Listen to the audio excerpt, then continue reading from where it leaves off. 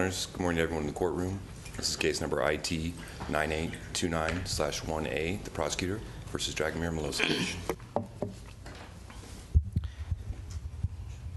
Before I commence, Mr. Milošević, is there any problem?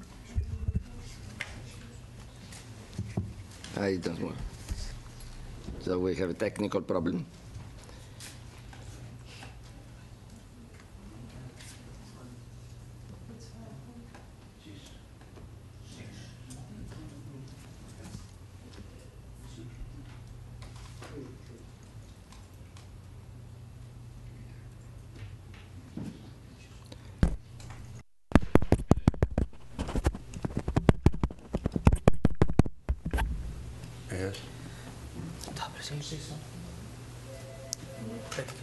Yes. Can you hear me? It's okay. Good. May I ask Mr. Milošević whether he can hear the proceedings in a language he understands? Thank you for asking, Your Honor. Yes, I can. I can hear everything and I can follow. Everything is all right. Thank you very much. May I now have the appearances of the parties for the prosecution? Yes, good morning, Your Honours. Paul Rogers, together with Manuel Ising, appearing on behalf of the prosecution, and our case manager today, Mr. Colin Nallard. Thank you. And now the defense. Good morning, Your Honors. My name is Branislav Tapušković. I'm here appearing as defense counsel for Dragomir Milošević, and together with me is my co-counsel, Branislava Isailović. Thank you. Thank you. As indicated in the scheduling order issued on 15 October 2009, and pursuant to Rule 117D of the Rules of Procedure and Evidence of the Tribunal, today the appeal chamber will deliver its judgment in the case of the prosecutor versus Dragomir Milošević. Following the practice of the tribunal, I will not read out the text of the judgment except for the disposition. Instead, after recalling the main issues raised on appeal, I will summarize the findings of the appeals chamber. I should emphasize that the following summary is not an integral part of the judgment. The only authoritative account of the appeals chamber's conclusions and the related reasoning is to be found in the written judgment, copies of which shall be made available to the parties at the end of this hearing. The events giving rise to these appeals took place in the city of Sarajevo, Bosnia and Herzegovina, between August 94 and November 95. During the relevant period, Dragomir Milošević held the position of commander of the Sarajevo-Romanija Corps. The trial chamber found that the SRK troops under Milošević's command were responsible for continuously sniping and shelling the area of Sarajevo, resulting in the killing and serious injury of many civilians.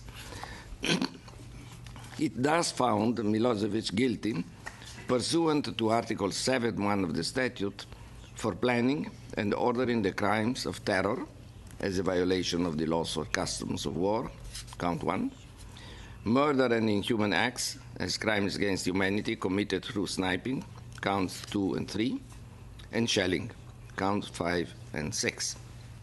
As a consequence of the conviction entered under count 1, the trial chamber dismissed the charges of unlawful attacks against civilians under counts 4 and 7 as impermissibly cumulative, on the ground that the elements of the crime of unlawful attack against civilians are fully encompassed by the crime of terror.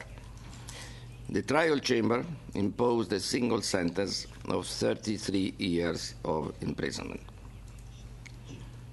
Both parties appealed the trial judgment. Milošević sets forth 12 grounds of appeal against the trial judgment. he requests the appeal chamber to acquit him on all counts. The prosecution puts forth a sole ground of appeal against the sentence and requests the appeal chamber to increase the sentence imposed on Milošević to life imprisonment. I will start with the grounds of appeal raised by Milošević, followed by the prosecution's appeal. Under the first part of his first ground of appeal, Milošević argues that the trial chamber erroneously established that all the required elements of the crime of terror have been met. Regarding the actus reus of the crime, the appeal chamber finds that the trial chamber misinterpreted the Galić appeal judgment by stating that, I quote, actual infliction of death or serious harm to body or health is a required element of the crime of terror, unquote, and thus committed an error of law. Causing death or a serious injury to body or health represents only one of the possible modes of commission of the crime of terror, and thus is not an element of the offense per se. What is required, however, in order for the offense to fall under the jurisdiction of this tribunal, is that the victims suffered grave consequences resulting from the acts or threats of violence. Such grave consequences include, but are not limited to, death or serious injury to body or health. For reasons explained in the judgment, the appeal chamber further rejects the prosecution's submission that the actus reus of the crime of terror is comprised of acts capable of spreading terror. That said, in view of the trial chamber's finding in the present case that all the incidents imputed to the SRK constituted unlawful attacks against civilians and thus caused death or serious injury to body or health of civilians, the required threshold of gravity based on those incidents has been met. Moreover, the trial chamber established that the incidents had a strong psychological impact on the population of Sarajevo, which, in the circumstances of the case, also satisfies the threshold of gravity required for the crime to fall under the tribunal's jurisdiction. Consequently, the appeals chamber finds that the trial chamber's legal error regarding the actus reus of the crime of terror is without impact on its analysis of the evidence of the case and eventually on the findings of guilt.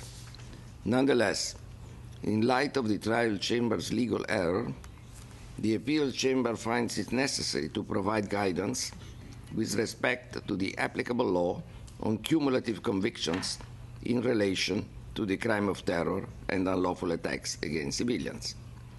It finds that, contrary to the trial chamber's conclusion, each of the offenses in question has an element requiring proof of a fact not required by the other, thus allowing cumulative convictions to be entered. However, considering that the matter of cumulative convictions has not been appealed by the prosecution, the appeal chamber has not considered the matter any further. The appeals chamber rejects Milošević's argument that the trial chamber could not take into account evidence of the actual terror experienced by the civilian population when establishing the mens rea of the crime.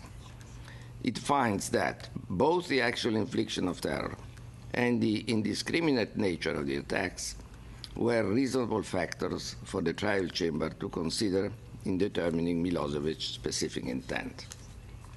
The appeal chamber recalls in this regard that while the actual terrorization of the civilian population is not an element of the crime, evidence of such terrorization may contribute to establishing other elements of the crime of terror. As regards the indicia mentioned in the Galić appeal judgment, the appeal chamber emphasizes that they do not represent an exhaustive list of mandatory considerations, but an indication of some factors that may be taken into account according to the circumstances of the case. The appeals chamber finds that Milošević has failed to demonstrate any discernible error in the trial chamber's reasoning in this regard. This subground is therefore dismissed, Judge Liu dissenting on the question of the tribunal's jurisdiction over the crime of terror and on the elements of the offense. In the second prong of his first ground of appeal, Milošević alleges that the trial chamber failed to establish beyond reasonable doubt that the attacks carried out by the SRK were directed against civilians or that civilians were the victims of those attacks. At the outset, the appeals chamber finds no error in the definition of civilians and of civilian population expounded by the trial chamber, and rejects Milošević's argument that the trial chamber presumed the civilian status of the victims. As regards Milošević's submission that the trial chamber erred in failing to consider entire areas of Sarajevo held by the Army of Bosnia and Herzegovina as military zones, the appeal chamber emphasizes that there is no requirement that particular areas or zones be designated as civilian or military in nature. Rather, a case-by-case distinction is to be made between the civilian population and combatants, or between civilian and military objectives targeted in each attack.